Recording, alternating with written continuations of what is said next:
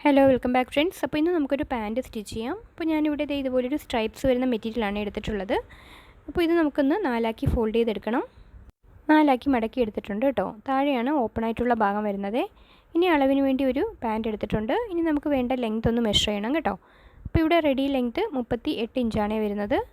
അപ്പോൾ നമുക്ക് 38 ഇഞ്ച് നമുക്ക് പാൻറ്റിൻ്റെ ഇറക്കം മാത്രം വേണം. താഴെ 2 ഇഞ്ച് ഫോൾഡ് ചെയ്യാൻ വേണം. പിന്നെ നമുക്ക് വേണ്ട ലെങ്ത് മാർക്ക് ചെയ്ത ശേഷം മുകളിലേക്കൊരു 4 ഇഞ്ചും കൂടി ഞാൻ ആഡ് ചെയ്ത് കൊടുക്കുന്നുണ്ട് കേട്ടോ. 2 ഇഞ്ച് ഇലാസ്റ്റിക് ഫോൾഡ് ചെയ്യാനും 2 ഇഞ്ച് ബാക്ക് പാർട്ടിന് വേണ്ടിയിട്ടുമാണേ. ഇപ്പോൾ 2 പീസും കൂടി ഒരുമിച്ചുള്ളത് കൊണ്ട് തന്നെ ഞാൻ അതേപോലെ ഒന്ന് മാർക്ക് ചെയ്തെടുക്കുവാണ് കേട്ടോ. ഇനി വേസ്റ്റിൻ്റെ നാലൊരു ഭാഗം 10 ഇഞ്ച്, അതിൻ്റെ കൂടെ ഒരു 3.5 ഇഞ്ചും കൂടി ഞാൻ എക്സ്ട്രാ ആഡ് ചെയ്യുന്നുണ്ട് കേട്ടോ.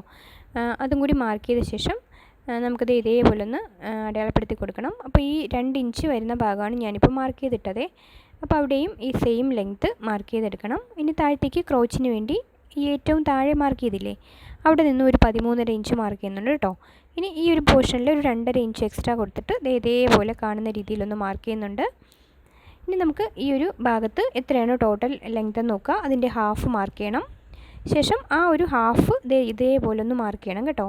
8 ഇഞ്ചാണ് വരുന്നത്. അപ്പോൾ അതുപോലെ ഒന്ന് മാർക്ക് ചെയ്തെടുത്തു. ഇനി കാലിൻ്റെ താഴെ ഭാഗത്ത് എത്ര വണ്ണമുണ്ടെന്ന് നോക്കുക. 12 ഇവിടെ വരുന്നത്. അതിൻ്റെ പകുതി 6 ഇഞ്ച് മാർക്ക് ചെയ്യണം. അതിൻ്റെ ഹാഫ് 3 ഇഞ്ച് ഈ 8 ഇഞ്ച് മാർക്ക് ചെയ്തില്ലേ, അവിടെ നിന്നും 2 സൈഡിലേക്ക് മാർക്ക് ചെയ്യണേ. ഫസ്റ്റ് ടൈം കാണുന്നവർക്ക് ചിലപ്പോൾ ഒരു കൺഫ്യൂഷൻ തോന്നാം കേട്ടോ. അപ്പോൾ ഇതുപോലെ ഈ ഒരു സ്കെയിലുണ്ടെങ്കിൽ നമുക്ക് ഈസി ആയിട്ട് ഇതുപോലെ ഒന്ന് മാർക്ക് ചെയ്യാം. ഈ ഒരു ഭാഗം ഒന്ന് ചരിച്ച് മാർക്ക് ചെയ്യാം. ഇനി അടുത്ത ഭാഗവും ഇതേപോലെ തന്നെ ഒന്ന് മാർക്ക് ചെയ്തെടുക്കണം. അപ്പോൾ ഈ രീതിയിൽ മാർക്ക് ചെയ്തെടുത്തു കഴിഞ്ഞാൽ ഇനി നമുക്കിതൊന്ന് കട്ട് ചെയ്തെടുക്കാം.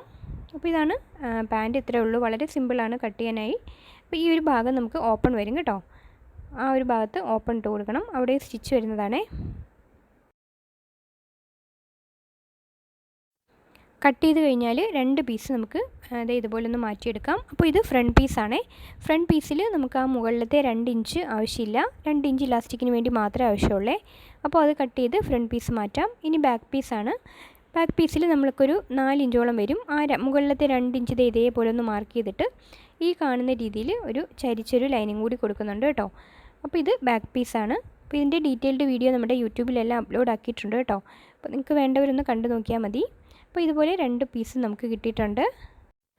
ഇനി ബാക്കിലത്തെ 2 പീസില്ലേ, അതിൻ്റെ 2 പീസിൻ്റെയും ക്രോച്ച് ഇതേപോലെ പിടിച്ച ശേഷം ഒന്ന് ജോയിൻ ചെയ്തെടുക്കണം. ഫ്രണ്ടും ബാക്കും ക്രോച്ച് ജോയിൻ ചെയ്ത് താഴത്തെ ഭാഗം കൂടി മടക്കി അടിച്ചു കഴിഞ്ഞാൽ ഇനി നമുക്ക് സൈഡാണ് ജോയിൻ ചെയ്യേണ്ടത് കേട്ടോ. അപ്പോൾ സൈഡ് ജോയിൻ ചെയ്ത ശേഷം ഇലാസ്റ്റിക്കും കൂടി ഇട്ടെടുത്താൽ മാത്രം മതി. ഇതിനകത്തേക്ക് പോക്കറ്റ് കൂടി കൊടുത്തിട്ടുണ്ട് കേട്ടോ. അപ്പോൾ അതിൻ്റെ വീഡിയോ ഞാൻ അപ്ലോഡ് ആക്കിയിട്ടുണ്ട്. അപ്പോൾ ഇതാണ് ഫൈനലായിട്ടുള്ള പാൻറ്റിൻ്റെ ലുക്ക് വരുന്നത്.